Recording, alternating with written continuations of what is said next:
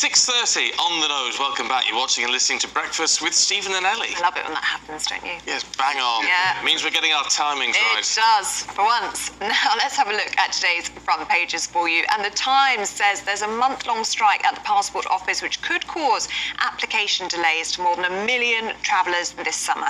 Telegraph focuses on the Russian President Vladimir Putin and that arrest warrant issued by the International Criminal Court. The Guardian says NHS doctors are being offered £5,000 to recruit colleagues for jobs at private hospitals. For the Mirror, they're looking at their campaign, which they say has led to a ban on hunters importing animal body parts into Britain. Well, it's time to go through the papers now. And joining us this morning is actor and entertainer Christopher Biggins, and he's joined by writer and commentator Candice Holdsworth. Good morning to you both. Good morning. This morning. Nice. And Biggins, should we start with you? And I think that's something that's going to worry a lot of people watching and listening at home. It's the delays at the passport office due to strikes. I mean, is there any other things that can stop us having a good time at the moment? I mean, it's just ghastly. But here we go, holidays hit as passport staff walk out over pay, yet more. I don't know, I wish we had a magic tree in the garden that we could get all this money from. I mean, you know, everybody's on the bandwagon. I mean, we'll be striking next. Well, you never know. You never know, do you? You never know. But they're walking out for 5 weeks. I know, that seems an unbelievable amount of time. And I know people want to, and they're doing it at a time when everyone wants to go on holiday. And that's why people strike. They strike at these times because they're so effective. But I don't know. I mean, do you know when your passport runs out? Well, I got mine last year, so I know I've got a long time on it. Oh, right. I'm 2029, so I'm also fine. Oh, well, but it is interesting. I never sort of think about, I must check my passport. Yeah. And I've done it once. I was going to Egypt, and I got to the airport, and they said, I'm sorry, you can't go. You're joking. I said, why not? And they said, your passport's out of date. And so I went to a health farm instead, down the road. Health farm instead? Yeah. But now, you see, you can't travel to Europe now unless you've got 6 or 3 months left on your passport. I know. So it's something you should check. I suppose you could put it into your mobile, you know, to click on to say. But it is, it's another hideous thing that we're suffering. I mean, you know, everywhere we go, there's another problem, and this is a big one, I think. Yeah. And I think it's awful because people do want to go on holiday, and I think this is the year that everything is happening, holiday-wise, you know, because we've had 2 or 3 years of not being able to go on holiday, and suddenly this is a problem. Yeah. We're about to speak to Simon Calder about exactly that this is the first summer, really, where people can go away without restriction. Do you think that this is intentional by those working at the passport office? They're seeing perhaps the turning of the tide with the NHS pay resolution, or at least we hope it's a resolution yesterday. Junior doctors have paused their strikes as well. Do you think they're thinking, let's put 5 weeks of strikes into the diary, and we're holding the government to ransom, really? They've got to I think that it's a purposely done thing. I mean, yes, I agree. I mean, I think that they're thinking this is the way to do it. If we hang out for those 5 weeks or whatever, then we'll get the money. But, you know, I don't know what do you know what they get paid? I mean, no idea, but it's about 1,000 people. It's not a huge number of people in that respect, is it? It can't be. So, but I don't know what they get paid. No, I have no idea. There used to be a wonderful place in London, which I think is gone now, where you could get a passport within a day, and you used to pay a premium to get it, but it was wonderful, and it was a very useful thing. That's gone now. Well, there's one in Peterborough now for that. Peterborough? I think it's Peterborough, yeah. You can do, if you want to go to Peterborough, you can get it done. Anyway, look, if you work for the passport office in whatever, I would love to hear from you this morning. Tell us what is going on and why there is a need for all of this. We'd love to know. Good idea. Candice, let's have a look at the Telegraph, should we? The COVID inquiry, well, there's got to be one. We need to know how how it all played out so we can learn lessons. But it might take 7 years. Yes, so this is a report in the Daily Telegraph, which is saying that the COVID inquiry might take quite a long time, and they've already handed out about 114 million, so I guess critical voices are going to rise for a number of reasons. I mean, one of the reasons is that the people who are taking part want to widen the scope. So, for instance, the BMA wants to look at healthcare conditions in the NHS at the time of COVID to see how that might have contributed to different failings. There's arguments over how much people should be getting paid. It's very interesting for me that this is in the Telegraph, though, because they have obviously released all of Matt Hancock's WhatsApp messages. So they've sort of preempted the COVID inquiry and have maybe already taken a critical stance on it. So we'll see what happens. But I think the COVID inquiry, they've been very careful to say we shouldn't have any prejudices before we begin. Let's just look at this impartially. Is there anything in the paper about why it would take quite as long as that? And 7 years is such a long time. Yes, well, I think a lot of it is to do with the fact there are so many different people who want they want their sector to be looked at. So there's young people, for instance, how it impacted them. It's the care sector. So it's sort of setting the terms of reference. What are we going to be looking at? How wide are we going to cast our net in this inquiry? And that can take quite a long time. Anything legal, it takes a long time. Oh, it's crackers. Why they can't streamline it? 7 years, though, seems a long time, doesn't it? Well, it'll be 10 years on from when it started. Yes, and we would have forgotten about it. Yeah, exactly. Biggins, let's have a look at. Should we have a little politics with the party political leaders? Yes, if we must. They say that this is the weekend, and on the front page of that it says budget boost for Sunak, but Tories still face defeat. So he's going up, but not enough, they think, to win the election. I mean, at the moment he's 29%, and rather the Tories are 29%, and the Labour Party are 46%. I think Sunak is doing quite a good job. I mean, I'm impressed, and I was impressed with the in the week with the budget. Well, what impressed you about it? Well, I thought it was. I thought, you know, it was realistic, you know, and I think it was good that they are looking to things that we all want to do. But I think, unfortunately, it's a bit late. I think they've come into the game a bit late, the Tories. I mean, they've, you know, wasted so much time. But this is, I don't know. I mean, this who thinks up these, you know, that Sunak is in the ratings? I mean, who works this out? Is there a sort of area in the government where, or some other field, that they work out all these percentages? Well, no. Well, it'll just be out to. I mean, who's done this one? This is BMG research. So it'll just be a poll of how many people. I don't know. And they go around asking people. It's the same with our people's poll. You know, you contact a couple of thousand people, and you get the results, and then you have to balance that out. To alter. But have you ever been asked? I've never been asked. No. Have you? No, that's right. No, have you been asked? No. Well, there we are. There's 4 people. If you've been asked, let us know. But yeah, that's how they do it all, and then they just extrapolate it out. Right. And often polls are different, aren't they? Yes, they are. Yeah, so I mean, it does depend. Candice, let's have a look at a story in The Guardian now. It's caught my eye this morning.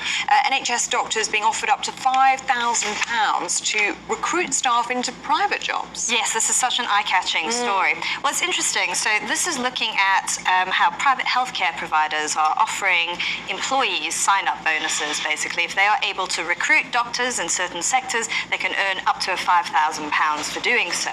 And it's very interesting because this is taking place amongst increasing competition between the public sector and the private sector for doctors. And also, there's been reports as well that places like Australia are looking to recruit doctors from the UK. So it's becoming a very, very competitive market. So then you look at the BMA, where they're looking for higher pay for their members. Actually, they're in a very good position now because they can say there's all these other places which are trying to recruit us. The NHS doesn't have the monopoly anymore. And what this article says, which was fascinating, some people might think this is a good or a bad thing, more and more US healthcare providers are moving into the UK market because more and more people, I think they said it was about a 34% increase, are now seeking out private healthcare. I can understand. I always worked on the basis, I always thought on the basis, Biggins, that private healthcare wasn't necessarily a bad thing because it means you're taking strain off the NHS. But they're the same staff. This is the problem. It's the same doctors just working from NHS to private. I know, and I think, you know, I had 2 operations 2 years ago. They were brilliant, NHS. But, you know, they were hugely expensive, and I couldn't afford it, but I could afford something.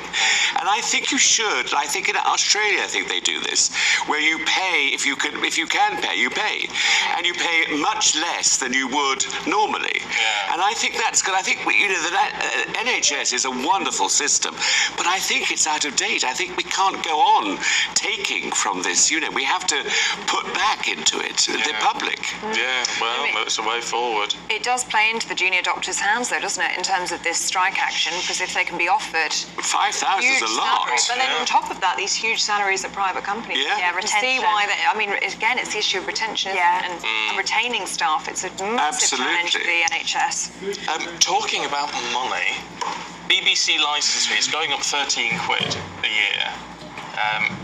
I'm fascinated by your take on this as someone who has worked across all the big broadcasters. What do you reckon? Well, I think the BBC used to be wonderful. I did a lot of my initial career started off in the BBC, and I think they're wonderful. I think they've lost their way.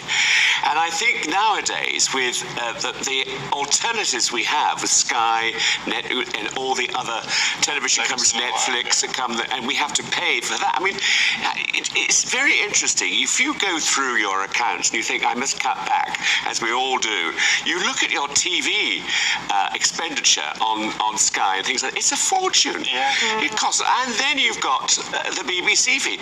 The unfortunate thing is, I do think there are some things which are rather wonderful with the BBC, like the radio, for instance, which I think we take completely for granted. We do. I mean, as soon as I get in the car, I put Radio 2 on because I love it. And sadly, Radio 2 is losing itself because it's now becoming like Radio 1. And I don't want, I think no one's thinking about people getting older at the BBC. It's all about young people, and I don't think that's right. I mean, I don't want to listen to some of the things they're putting on at 9 o'clock at night on BBC, on Radio 2. You have to go to Radio 3. Yeah, well, Radio 3 is, that's... I like Radio 3. Yeah, I like Radio 3 However, too. of course, you should be listening to GB News Radio, Higgins. Yeah, but that's, yes. On your DAB. Well, of course I do. Radio Well, channel. absolutely. I mean, I constantly have it on my, Yes. It does sound very good, actually, GB News on radio. I listen to it in the car all the time. It works. Yeah, it does work. It always sounds very, very good. Yeah. Candice, what do you make of this? Well, it's so interesting that you were saying that the BBC radio is neglecting older listeners, because you've seen the rise of Boom Radio, right? And that's catering to people in their 60s and 70s, particularly people who were young during the era of 60s rock, which is just one of the most incredible periods for music. And they want to listen to that.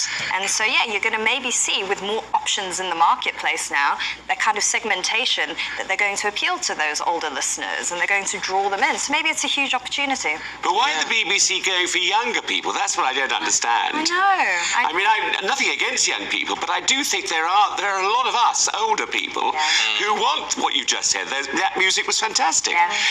We need to listen to that. I sort of wonder as well, I mean, I could be wrong on this, because I know Radio 1's figures are pretty good. However, you do wonder if young people are listening to the radio in the same way that they used to, because you've got all your podcasts and your streaming and all that sort of thing. Is there a younger Radio 2 audience? Well, I also think that YouTube too is taking a lot of young. I mean, that's where people now. I know other stations like ours are doing terribly badly. Nobody's listening or watching.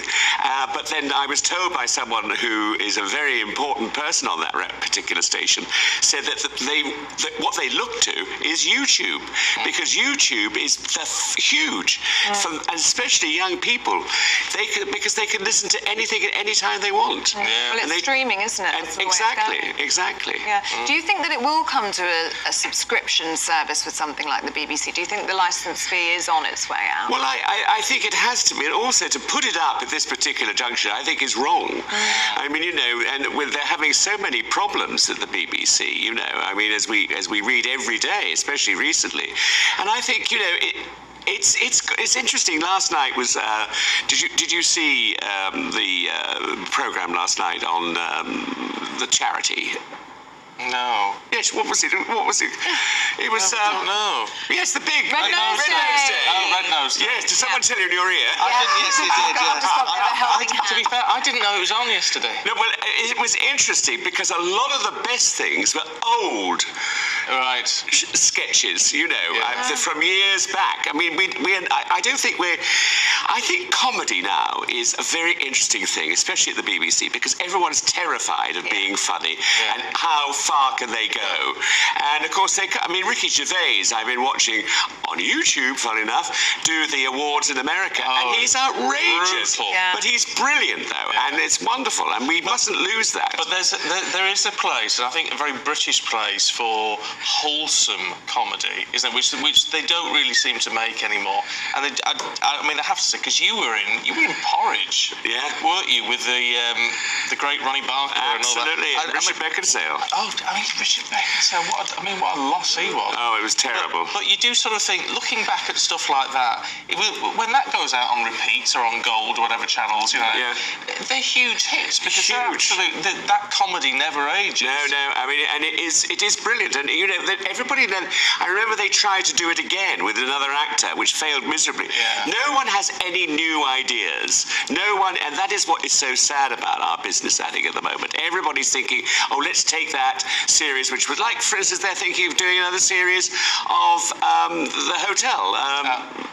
What was it? 40 Towers. 40 Towers. Well, why?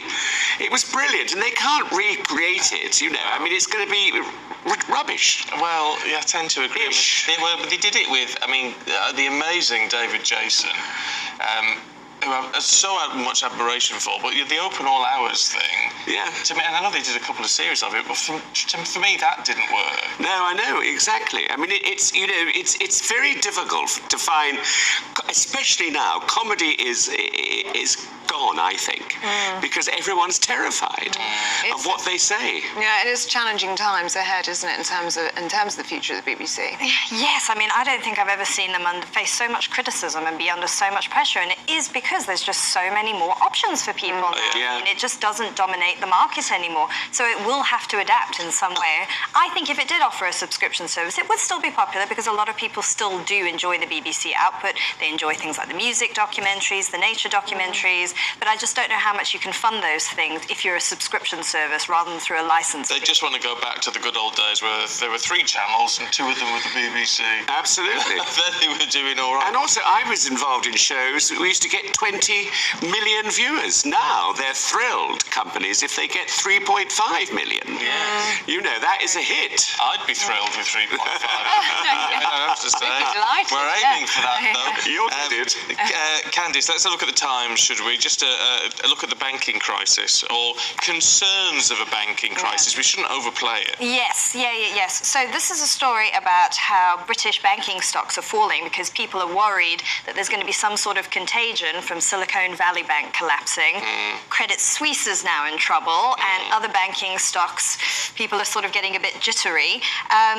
There has been a bailout. Well, there's been financial help offered to Credit Suisse, which has assuaged people's fears slightly. But I think this is just a sign of the times we're in. We're in very turbulent economic times. There's interest rates rising. There's inflation. Banks don't have as much liquidity as they have. So we're just going to all have to ride this out, I think. But yes, panic is a bad thing because that's what happened to Silicon Valley Bank. There was just a run on the bank. Yeah. But it will remind people, won't it, of 10 plus years ago, and was it Northern Rock? Yeah. Northern Rock was the first to fall, and then other banks followed, and that's what I think is leading people to panic this time. They're thinking, is the same thing going to happen again? Yes, yeah. Well, I think there's been better regulation now, so banks are required to have better balance sheets, for instance. One piece of advice they gave in the article to people who have deposits in banks is make sure it's covered by the financial compensation scheme. That's very important.